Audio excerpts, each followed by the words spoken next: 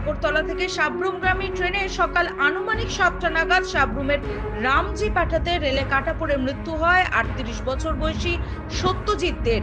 পুলিশের অনুমান আত্মহত্যা করেছে ওই ব্যক্তি। সবল থানায় পুলিশ ঘটনার তদন্ত শুরু করেছে। জিআরপি থানার পুলিশ ঘটনাস্থলে উপস্থিত হয় এবং সাবল থানায় পুলিশ ও ঘটনাস্থলে উপস্থিত হয়ে তার দেহ ময়নাতদন্তের জন্য নিয়ে আসে সাব্রুম মহকুমা হাসপাতালের মর্গে।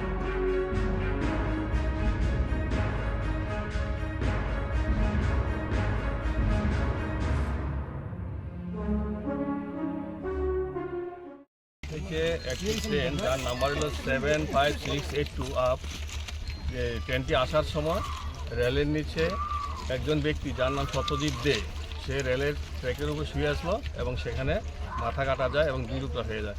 তখন আমরা থানাতে তারা খবর দেয়। খবর দেওয়ার পরে আমরা আসি, এসে তার সুরখাল রিপোর্ট তৈরি করে পোস্টমর্টম করার জন্য সাব্রুম মহকুমা হসপিটালে প্রেরণ করি।